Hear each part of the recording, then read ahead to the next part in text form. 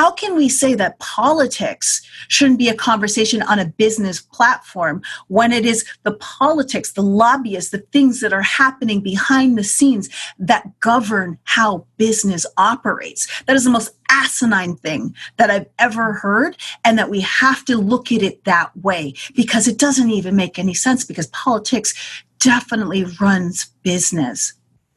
I'm at the point, and it's that safety, that level of comfort of being able to have the conversations. And I count it as my responsibility to have these conversations. And then, the permission space to be like, you know what, I'm exhausted. I can't have this today. And that's okay too. But, I feel that in order for this to change from a moment to a movement, it requires effort, even when it's hard. Welcome to Anatomy of a Strategy. I'm Stephanie Forster. And I'm Tara Hunt. We hope everyone is staying safe and healthy. And if you're new here, Anatomy of a Strategy explores the hidden psychology and behaviors that drive marketing strategies. This is actually the first episode in a new mini-series we're working on called Anatomy of White Supremacy in Marketing. Kind of rolls off the tongue, right, Steph? It's still Anatomy of a Strategy, but we want to switch things up a bit. So if you didn't hear our original intro, this is about taking a deep dive into how normalized racism plays out in marketing. That's right. And if you're still wondering why we're doing this, well, you missed our intro episode, so please give it a listen. We've had some unbelievable guests that we've spoken with thus far, and there's still so much to unpack. From the idea of political neutrality and professionalism, code switching, dog whistles, brands performing blackness, allyship. Well, the list goes on. Yeah, there's a lot to cover. So today we're tackling a few of these topics with Cher Jones. So Cher Jones is a corporate social media trainer, keynote speaker, and a one-on-one personal branding coach. She also has a fantastic LinkedIn Live series called #JustAskSher, where she shares actionable online personal branding, social media, and network building advice for professionals. She's so good at it too. It's so crazy. We were so excited to talk with Cher because she's been in this industry for nearly 15 years. So she's no spring chicken by any means. She's an expert at leveraging social media platforms and especially LinkedIn for your business and personal brand. Yes, and she is really, really familiar with navigating, quote, apolitical professional, unquote, spaces like LinkedIn, for example. I'm really glad we got to tackle this subject at the onset. Let me say that LinkedIn has a special kind of covert, insidious racism going on. How is that, Tara? Well, I spent a lot of time there, as you know, but we get into it with Cher. As an example of this, though, a friend of mine, Christina Halverson, had posted the following on Twitter. She said, "It is so disorienting to scroll through Twitter and watch the earth burn, then flip over to LinkedIn where everything is, quote, ... fine. Granted, these are your only choices when reacting to a post." And then she showed a screenshot of the reaction choices. Those little icons that allow you to switch up your like to a love or cheer or whatever. Yeah, I think it goes like, celebrate, and support. And I think support is a new one. Or love, insightful, and curious, which I can never really choose between because they all seem very, very similar. Yeah, right? There's only liking to various degrees. And the newly minted support, which came out of the pandemic, I'm guessing. So it just reaffirms that there's not really room for anything but niceties on LinkedIn. It's so, British reserved and stifled, which would be just boring, but it is more than that. It happens to be damaging. And I've heard the phrase, "We don't talk about politics on LinkedIn," many times, which is basically code for don't rock the boat. Yeah, and that's a lot of what we talk to Cher about today, and this makes me insanely happy that we're addressing this. Me too. You won't want to miss a second of this conversation, which we have pretty much left intact, because on top of the apolitical issue, Cher brings up a term that I hadn't heard before, dog whistling.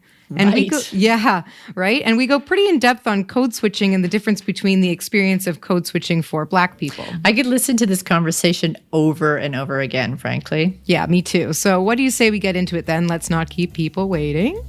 I say you're right, Steph. Time to enjoy Cher's wisdom firsthand.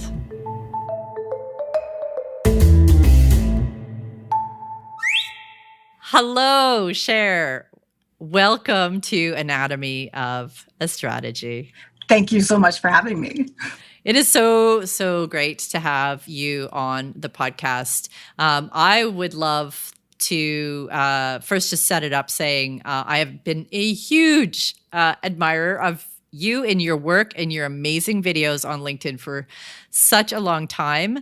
We met originally back a few years ago, 2-3 years ago, on at a CEO event.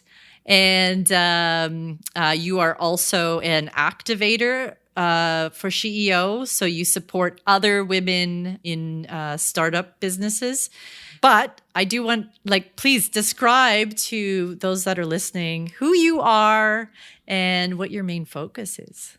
Yeah, so I have a social media training company and I specialize in the personal brand on the corporate front. So there's a lot of professionals, entrepreneurs serving corporate as well as leaders who are recognizing now that they need to develop a credible online presence. And then there are others who need to take it a step further and really develop their personal brands, because I do think there's a delineation between the two. So what I do is I help them develop powerful, credible profiles on LinkedIn and teach them how to use social media at work for work. So I do it both as a team training, so these days virtually, and as well as individual coaching. So I'll do a lot of leadership. I'll work with a lot of leaders and helping them develop their personal brands individually, or entrepreneurs who serve corporate, because it's such a very distinct space as opposed in that B2B world that might be different from what you see a lot of,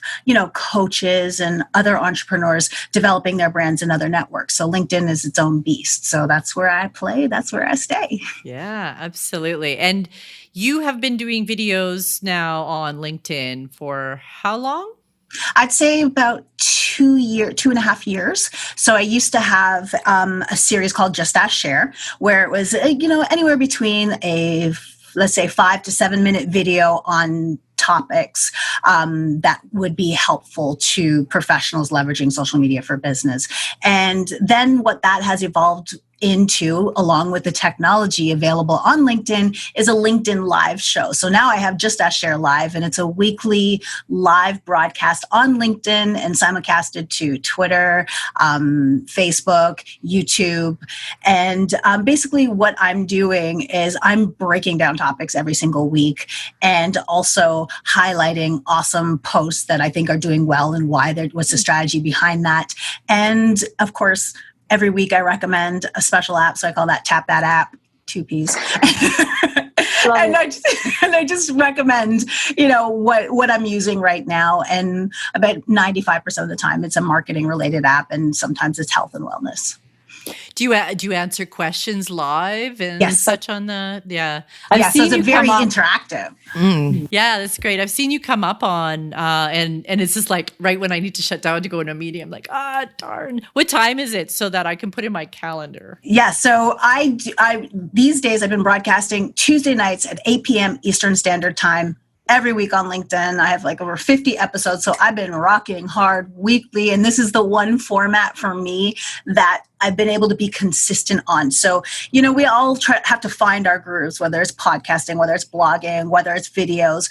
And while I loved the straight editing videos and all that kind of stuff, it didn't force the consistency that a live weekly show forces. And so that's been my groove and why I've been able to sustain it. And I'm so proud of that consistency, because it's not easy to do all the time. So, but yeah, the reason that we're talking today, we talked about this a little bit beforehand, is, well, I met you at the CEO event and you were talking about doing video.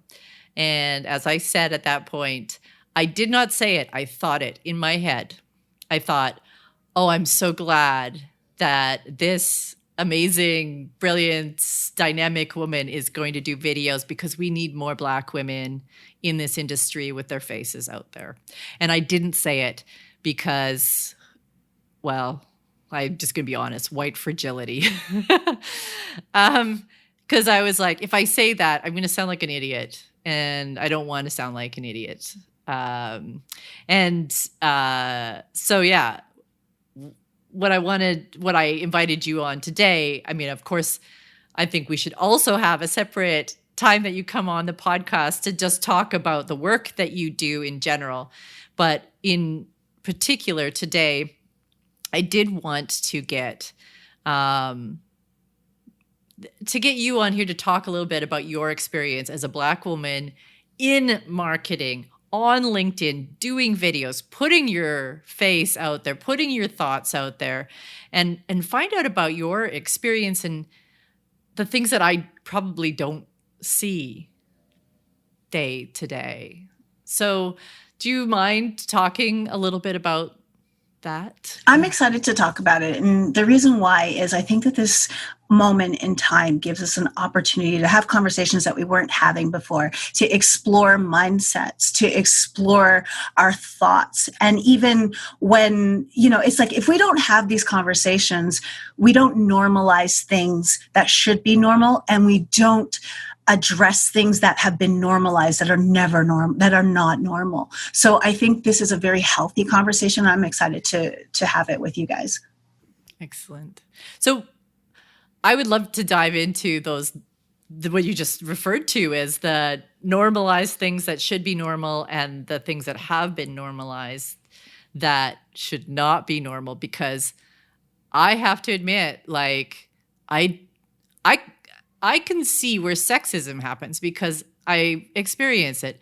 I struggle to see where racism happens.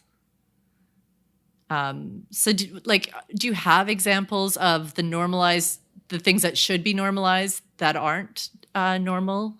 For sure. I think things that should be normalized that aren't normal is conversations like this, conversations where we actually see, address, and respect differences. So, for example, when you see being able to acknowledge the fact that that you wanted to say something to me that is encouraging and would have been received as encouraging, because what you were just acknowledging in your mind is the fact, right? So when you think about it that way, whenever we see something, and let's take the race thing out of it for a second, but when we see something that isn't happening and should be happening, we encourage people. But in this case, it was uncomfortable, and that was normal, but should it be normal? Because it's not normal in any other situation. So this is a perfect example. And then so when we start to recognize those things, and it comes from the saying, I don't see color, right? Which I understand the sentiment around why people are saying it, but it's problematic.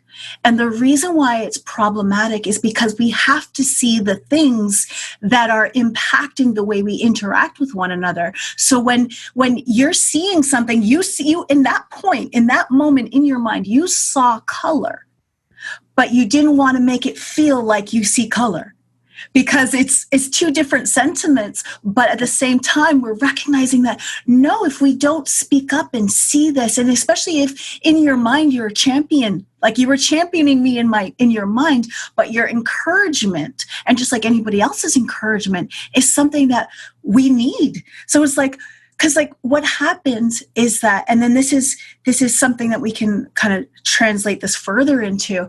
It's like Black people, and I'm gonna focus in on anti-Black racism specifically, because it's really important that we don't kind of hide under the diversity thing. Like this right now is a conversation about anti-Black racism, and what happens is when things that are happening, we see these stories in the news and these horrific things that shouldn't be happening. We all see it as humans. We all see it as wrong. But then when it's not, when we go in on Monday and we come in, and I'm speaking about Black people, come into the office on Monday morning and no one's talking about it. And it's probably because you feel uncomfortable. You don't know what to say, how to deal with it, what to talk about. But then it's actually a form of gaslighting, because we're struggling, we're hurt. As a people, we're tired because we're constantly seeing this. And then so it's like, The struggle is real, but no one wants to acknowledge it. But you are actually acknowledging in your head, but you're so uncomfortable because society has set it up. The system has set it up that we don't want to address it because we don't want to make you feel like we're racist or whatever the things that are coming to mind is like this whole problematic notion that we don't see color is that's where that comes from. And we have to acknowledge that we do see color, not in the sentiment that it's meant to say, but really recognizing that, yes, I see you. I see it's harder for you, and it would be awesome to see your videos come to light. It would be awesome to see you progress because I see that it's harder for you, which then gives us and I say us again, Black people, the encouragement that we're not struggling on our own. There are people who are there for us. Yeah, absolutely. That you brought up some really amazing things that when you say when we're not talking about it, it turns into gaslighting. And I can imagine that coming into the office on a Monday and nobody's talking about it, and they're not talking about it for whatever reason. Yeah, white fragility, like feeling like, am I allowed to talk about, like they're struggling with a very little tiny fear of embarrassment. Mm-hmm. And you are dealing with life-threatening things. Right. Much bigger, huge like implications for your livelihood, your life, your family, everything, kids. Yeah, exactly. Yeah. And you have a 24-year-old and a 17-year-old, two sons that when I see these things happening, and I recognize it was interesting. I recognize how, and I'm not anti-police. I recognize that there's reform necessary, but I'm not anti-police, but there are a lot of bad apples. The system is wrong. The system needs to be deconstructed and reconstructed. I'm about that, but I'm not anti-police. However, I recognized, and I didn't think I feared the police. I do when it's like, oh my gosh, there's a white man with a gun who's pulling over. He's the one with the power, if that's the case. But then also, it was an interesting time when the alarm went off at my house because my son was in the basement and the alarm was set. I didn't realize he was there. And then he didn't know how to turn it off. So he's calling me. And all I am thinking is, oh my goodness, what happens if the police come there and see my son? And the fear of God, like wherever I told him how to turn it off, but I'm like, what if they come and they see him? What are they going to think? And that's when I realized I am afraid of the police. I am deathly, not just a healthy fear, and that's insane that I'm saying a healthy fear because that's a problem in itself. Yeah, for sure. Deathly afraid that something could happen to my son because he was sitting at home. That's scary. The conversations that I have to have are scary. And the contrast between that and a white person sitting there at the office thinking, oh, if I say anything, is she going to think I'm an idiot? Like embarrassment is the downfall on one side. Yeah. And fear of the loss of your child. What a difference. Yeah. Like white people, get over yourselves. Honestly. And the scary thing is that you're not wrong, so I find that very, very interesting and kind of scary. And I wanted to ask you about your video that came out in April called What's Too Political for Your Personal Brand, because I think it's so relevant. And this kind of came out before Black Lives Matter was happening, but I love that your last point is, can you stay silent if it's too political, right? Has your opinion of that changed in light of Black Lives Matter? What do you think about that point? I think that last point is really about safety, right? Mm-hmm. Does that person in their life, whereas like I recognize my privilege because I think privilege is a spectrum, right? So I recognize that attractive people have more privilege regardless of what color. And of course it's a spectrum. So where you are in the spectrum, growing up in an environment where my accent doesn't reflect socioeconomic settings and all those things. I recognize all that. But then when it comes to the safety at work, is how safe do you feel that you are able to put something out there, even if you can't take it? You've got people. I'm an entrepreneur. I'm still making money in this time, but there are people who are just trying to put food on the table. And as much as they can't be silent anymore, and they want to, they're going through a struggle right now, whereas if I say something, the environment at work may not be friendly for me.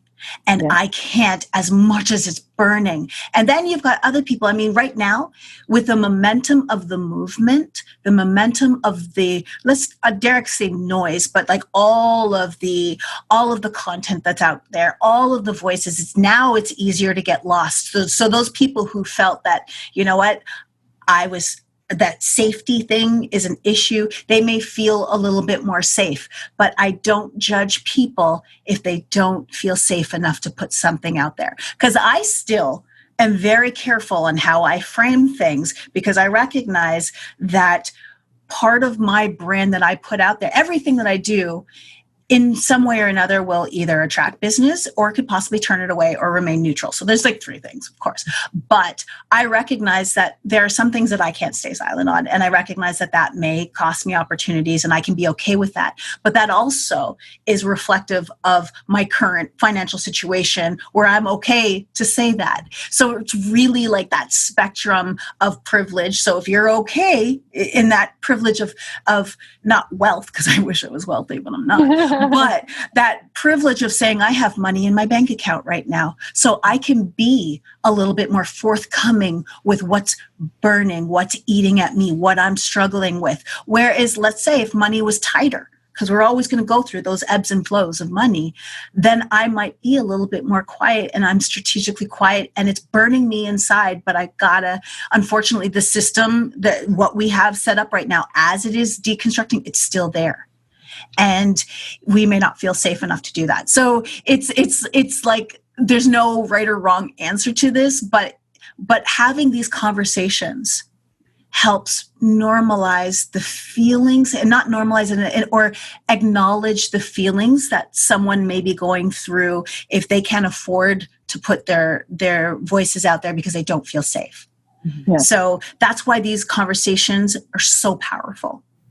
Yeah. I love that you said strategically quiet, because that sounds like it's just so mentally exhausting. Like, we don't even put into perspective the mental exhaustion that goes along with having to balance these two things. Yeah.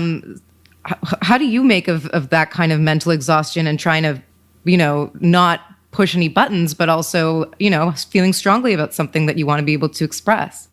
So one of the things that I try to do, or try to counsel people on when they want to put something out there, but they're afraid, sometimes it's finding where they can start to exercise that, is trying to find articles that are really well written, really well researched, not just opinions, so that you can start by sharing, I read this today and it really impacted me. Because it's like baby steps and I hope it basically, like, you're putting it out there, so it didn't just bless you, hopefully it blesses others with that information. Because the more things that really create change, that's one way of putting things out there, and try to remove the emotion from it. So when people are struggling with how to do this, even as white allies, when you're reading something, as opposed to staying silent, if it really impacted you and really made you think, put it out there. And you don't have to do a long diatribe. It's just that putting that out into the ethos, again, normalizes behavior as we start to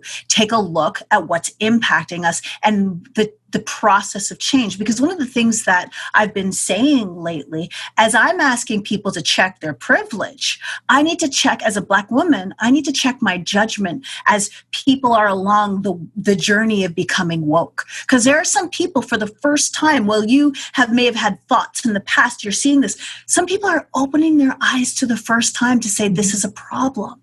because as far as they're concerned, there's no slavery. There's everybody can vote. Everybody can do that. And then Obama. And that's, Obama. We're good now. We've had a black president. Everything's great. And it's not.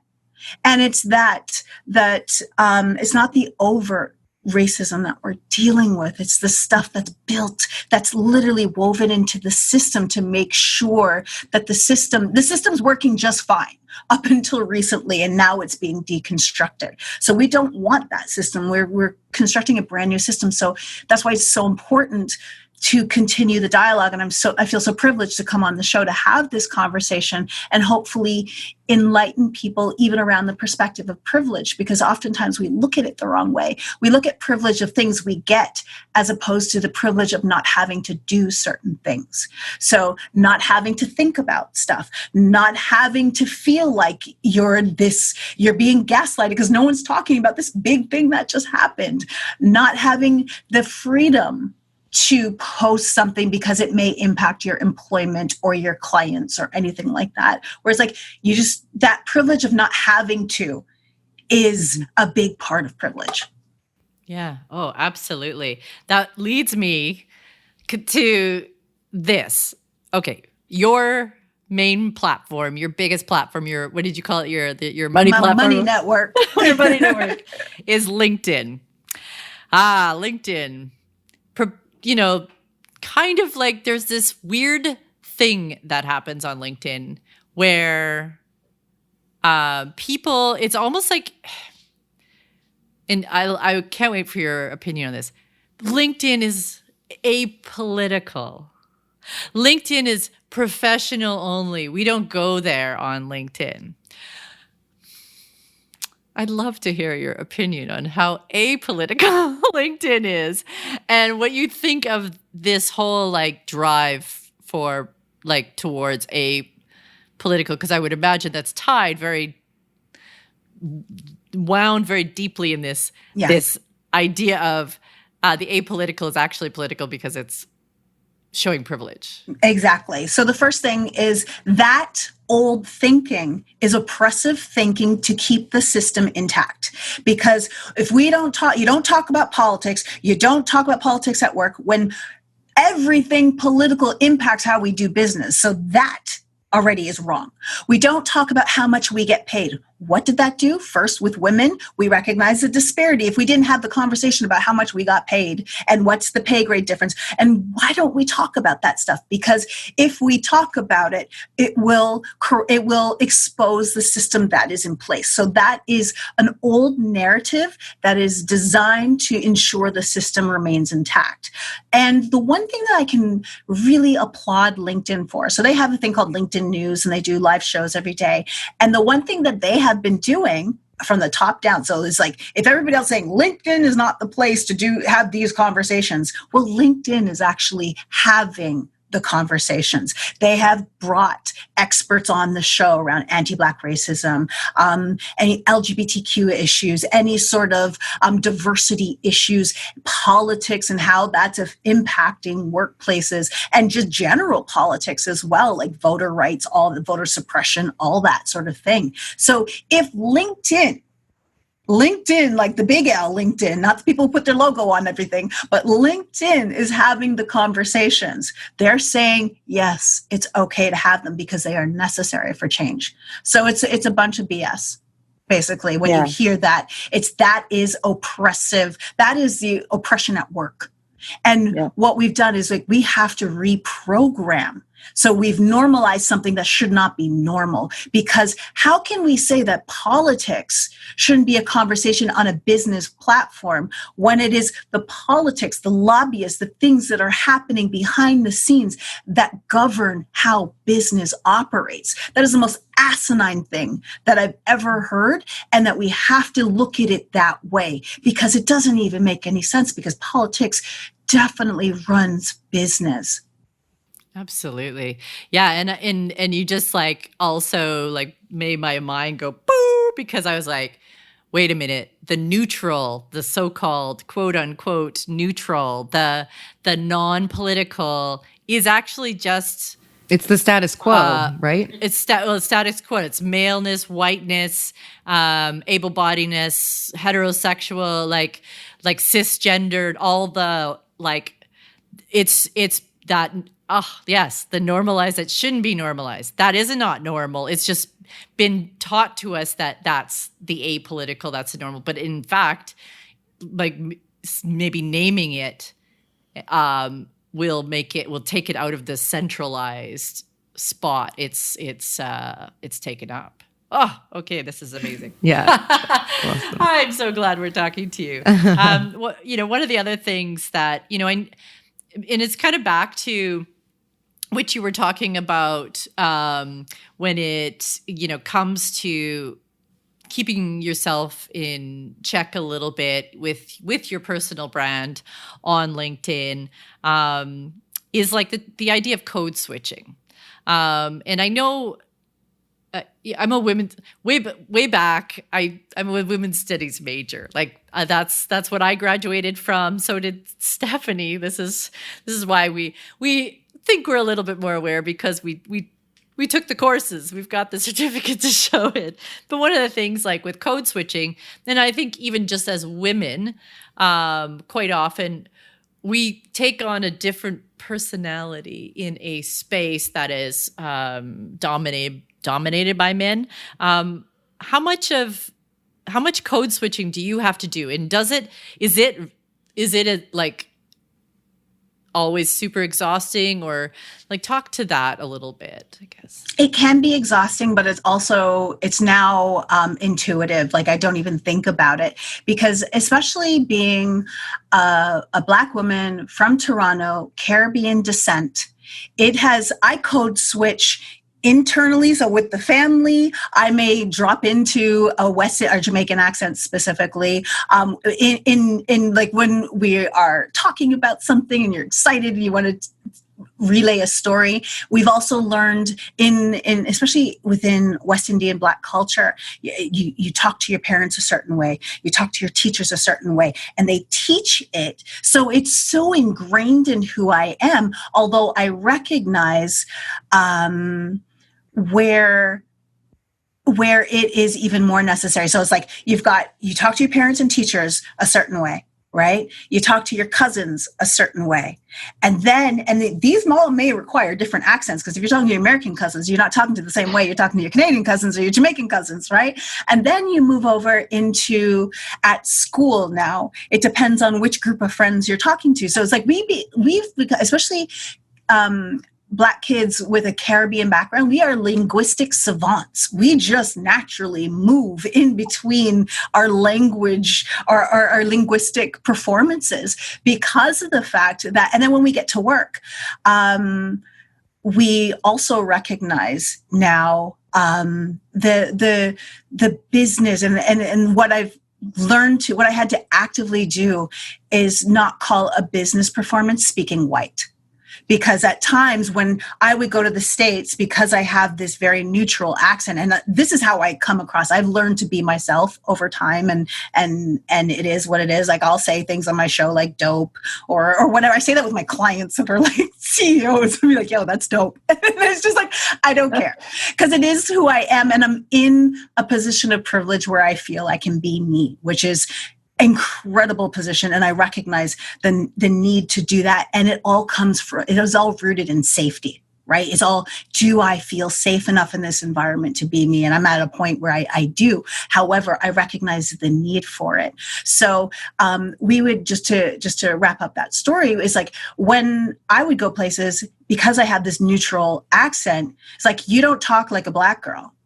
I'm a Black girl and I'm talking. Trust me, I'm Black. You know what I mean? Because there was no, and I recognize what even they were going for. It's you're, and this would be a term called whitewashed. So, that would be applied, and it's I'm not. I grew up yes, I have white friends. Yes, I have multicultural friends, in all cultures, but I was very self-aware of who I was and all that stuff. But going to places where they would hear this accent and attribute it to white was something that I had to say, this is not white people. This is a business performance.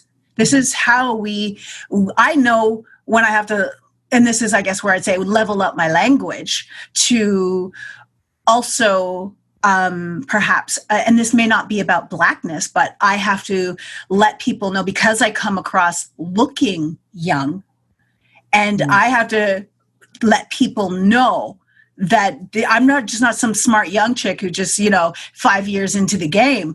I am 46 years old, and I've been in this game, and I got my 10,000 plus hours. I know what I'm doing. So I'm not just some smart young person. I bring experience, expertise to the table. So I recognize when I have to level up my language. And so there's just, all I'm saying at the end of the day is that code switching is so intuitive for me, and sometimes it's very necessary. Sometimes I have to, pull rank on people just simply because I recognize my experience and influence and authority over that person, whether they are willing to grant it to me or not. Mm-hmm. Yeah. I mean, I think there's a certain amount of code switching everybody does. I would say even probably like white guys, they'll speak very differently with their buddies and with their wife and kids or their husband, and versus like going to the office and speaking to clients, et cetera, as well. Sure. But I think, there's a certain level at which it almost is like it's rather than a natural evolution, it becomes a survival trick. Yeah, and there's also this like underlying assumption that like professionalism is whiteness and Blackness isn't professional, whether it's the way you talk or whether it's how you wear your hair, which was allowed, like, Black hairstyles were considered unprofessional, which is kind of insane, but nobody even questioned it. So, I mean, obviously we need to code switch, and there's a certain level of professionalism that we have to bring to our businesses, but I think the underlying assumption that anything that is Black is less professional is something that is a really big problem. And I'm wondering how we can even just, instead of just assuming that code switching is something that has to happen, changing the code so that you don't have to switch things that aren't relevant, right? Right. And I feel like now with my level of, and I'm going to go back to the word, not comfort, but safety in what I feel I can say and who I am, and being comfortable and safe in my brand, I'm not afraid of it. And I'm literally at the point of love me or leave me alone. But that also comes with, again, the comfort of being able to I'm not currently struggling. Right. And so that, because what I want to make sure that we are conveying is that there's no judgment if you feel that you have to put on this linguistic performance, because what happens is I recognize, and every Black person who's successful, one, they're very resilient because they have to deal with microaggressions. Two, they're very strategic, because what we recognize and what we'll say is like, you guys are getting like the inside Black playbook is like, we recognize how to play the game. We recognize, and oftentimes when people are code switching is because I recognize in order for you to hear me, I need to sound like this. I need to speak like this. And while it may or may not be right, it often is right just because of the systemic issues that we're dealing with. And this is how we've had to navigate the space and play the game. So, and those who are doing well, I can tell you that they recognize this as also a game. It's like, how do I win? How do I read the room, switch it up, and make a play, and then still walk out with some level of integrity? And that's probably the hardest part. Yeah, absolutely. It's like it also occurs to me that brands try to perform Blackness all of the time in order to sell stuff. To be cool. Yeah. Because they're recognizing that, like, here's the thing that I've said so often. It's like, everybody wants to be Black until the cops show up. Right? And it's like, I know it sounds crazy, but it's like when we look at everybody wants to be Black until the police show up, right? And then I was like, nope. I'm not. Even the Black people are like, no, I ain't Black. You know what I mean? Because it's scary. But when we think about the music, when we think about, and then we think about the convergence of technology that's allowed us to appreciate this, and people are drawn to it because the numbers, aka the money, doesn't lie. We see we see the influence of people, and we can directly see Black culture influencing it. And then we've whitenized it by saying urban culture, so it's not Black, but we know we all know. And that's like, so we talk about code switching. There's also dog whistles. So we'll hear, and that's another term that when people say, so for example, I'll give you a quick example, is like, she had so much attitude. You know right away that's dog whistle for Black girl. I know that you're talking about a Black girl because she had attitude, right? And you know this, you guys know this, but you didn't think about it, right? That's a dog whistle. So it's something that we hear and we're like perking up like, you know what I mean? Like we know, and you don't even think about it. So there's so much dog whistle language as well as code switching.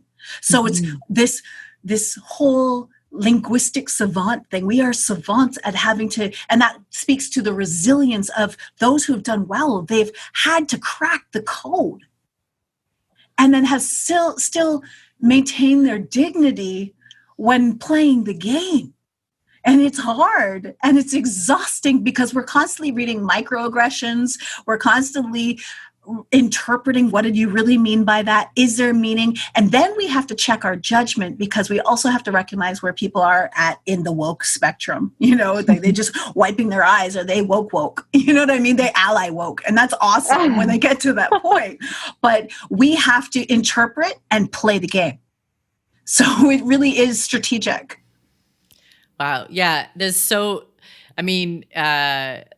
As far as, and if we think about marketing, in the world of marketing, really Black people should be at the top of every agency out there. They at least need to be part of it. And yes, like it's like, because there's brilliant minds and brilliant minds, but here's the thing with what I'm seeing. It's like when we see brands go wrong, we can look at it as like, wasn't there a Black person in the room? Clearly not. Like, what the hell happened, right? So we see those big mistakes that, you know, make the news and whatever.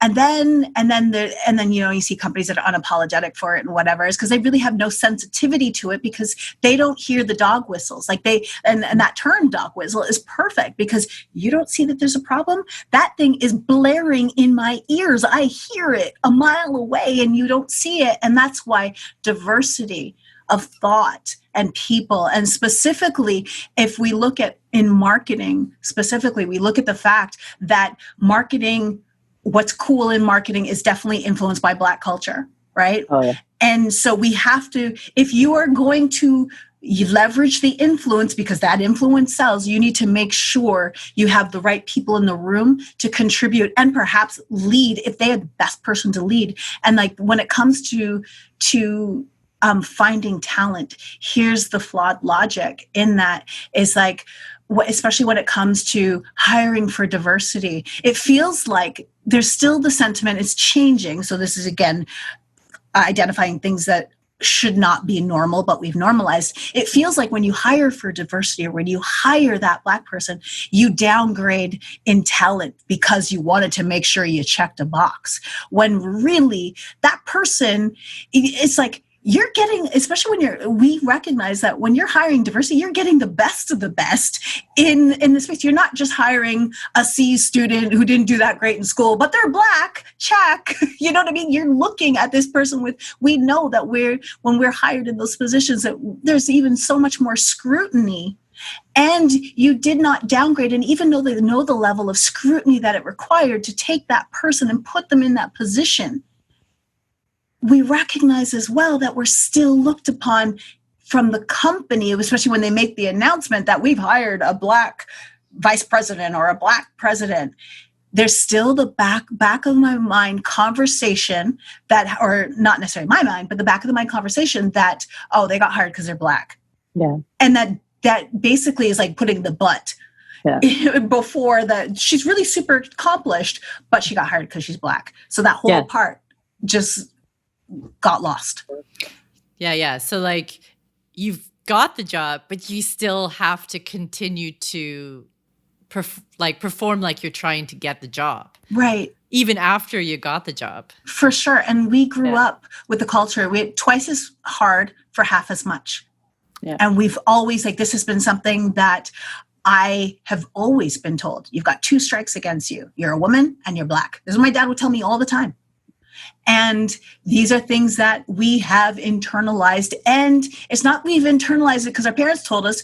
Society tells us, work life tells us, and that's why it goes back to, and you see the system at work, that's why it goes back to, don't talk about politics at work. Don't talk about how much you're paying, because that is how I can maintain status quo. I can continue to pay you what I'm paying you because no one else knows that Billy is getting way more than Jamal. And those like the 2 most polarizing names. But anyways, I just want to prove a point without having a visual. Yeah. No, and that's a whole other conversation too, right? On names and you know. Well, what's really cool, I'm sorry to interrupt you, I just saw this today on LinkedIn, is they have just added a feature that allows people to show how to pronounce your name, which so many recruiters, and I have a couple clients that are in the recruiting industry, and they have told me in the past that the reason why they haven't called somebody is because they don't want to screw up their name. So imagine losing an opportunity. They're totally qualified, probably above qualified, and they don't want to get the call because I don't want to say your name wrong. So with LinkedIn adding that, that's just like a news flash. I think that's so awesome and good on LinkedIn for doing that. Yeah, well, and I also, here's another thing that I see happen all the time. We have a few people in Flywheel in our new network who, they'll say their name they'll say their name and then they'll say, but people call me William because they can't pronounce my name. Mm-hmm. So then they throw away their like really gorgeous name that they were born with that their family probably calls them to help the dumb white people. And it's not just dumb white people. We have to remember that we all, especially in North American society, because of the way society has been constructed, we all, even Black people included, have a pro-white bias. Right? Yeah. That is a whole concept and term, just like white fragility. They've done a million tests you've seen it with like those heartbreaking reality social clips where you see a young little Black girl would rather have the white doll because she's prettier than a doll that looks like her. And so that's pro-white bias. We see that because of how society has been built, but we're also thankfully seeing it deconstructed because now there are more dolls that look like the girls that they get to have these dolls, and it matches with who they see themselves. And we're more aware of the layers of language that need to be communicated to our young people, because I see the change. And you probably see with your son, you see his group of friends are totally different from what your group of friends might have been like. And then I even see from my 24-year-old to my 17-year-old what has been normalized in a good way. With my 17-year-old, I remember when he was going into grade 9, or when he got into grade 9, and there was a kid in his class, because gym class was still separated in grade 9 between boys and girls, and he said, yeah, there's this guy who likes me in my gym class, and he's really annoying. I don't even like guys, but he's just annoying. But it wasn't like in my time, that kid who expressed the fact that he liked another male would have been crucified. Whereas now my son's like, oh, he's just annoying. And I thought that was amazing. And that to me speaks progress. So I'm not here to be like, things aren't changing, because they are. But these conversations, the reason why you're having this podcast, it is necessary, because it is perspective. When we change the way we see things, the things around us change. And in order for us to do this, we have to have conversations like this, so we can be like, oh, I never thought about that. Oh, I never thought that might be gaslighting, that I'm not bringing it up just because I'm uncomfortable. But meanwhile, this girl is reeling with the fact that, people are being shot and killed by the police for sitting in their house. Yeah. For being in bed. Yeah. This has been wonderful. Where can people find you online? Because everybody's going to want to follow everything you do from now on. That would be awesome. And the first and best place to find me, of course, is LinkedIn. I would love to connect with anybody listening, love to have conversations, whether it's about this, whether it's about your brand, whether it's about the brands of your employees and how they show up for work at work. So LinkedIn would be first. Of course, you can visit me on my website, sociallyactivetraining.com, or I'm on Twitter, Instagram, everything. It's Cher Jones, so ITS Cher Jones. But you know what? Start with LinkedIn. That's all you need to do. Awesome. Thank you once again for being with us. Thank you. Oh, I just love how Cher articulates this stuff. We need to normalize some things, and we shouldn't be normalizing other things. Bam. I mean, that's such a great way of putting everything. Very much so. And ever since we talked, I've been hearing those dog whistles everywhere. Ads, conversations on social media. I even catch myself thinking about using a phrase and then I stop myself. Oh my God, I've stopped myself so many times. It's especially bad when I'm communicating with Black colleagues. In response to a tweet, I almost typed, "You know it, girl." God, cringe. Oh, no. Then looked at what I did in horror, asked myself, would I respond to a white man or a woman that way? And deleted it and replied with the 100 emoji instead. I think that's pretty safe, right? Yeah, that's good to go. We'd love to hear from our listeners after they hear this. If you have recognized stifled professionalism or dog whistles or code switching around you, have you stopped yourself from participating? How did listening to Cher change the way you operate? And this goes to anyone listening, not just our white audience, but our Asian, Hispanic, Indigenous, and even our Black listeners. Since speaking with Cher, we've recorded almost 10 interviews. And if there's anything that I'm learning is that there is not a single Black voice or experience. Totally. I mean, I knew it before, but it really has been driven home. I'm really looking forward to talking to our next guest, who's non-North American as well. Yeah. So in our next episode, we have Ian Forster, no relation. And he's from the UK and he talks about racism and data. And this conversation completely floored me. Yeah, I really can't wait to release that one too. With every conversation, I'm looking at the world of marketing and, in fact, the entire world through entirely different eyes. Yeah, me too. And our guests are giving us an incredible gift by joining us, and they're opening up new universes of insight that I think ultimately will make us better marketers, I hope. So thank you.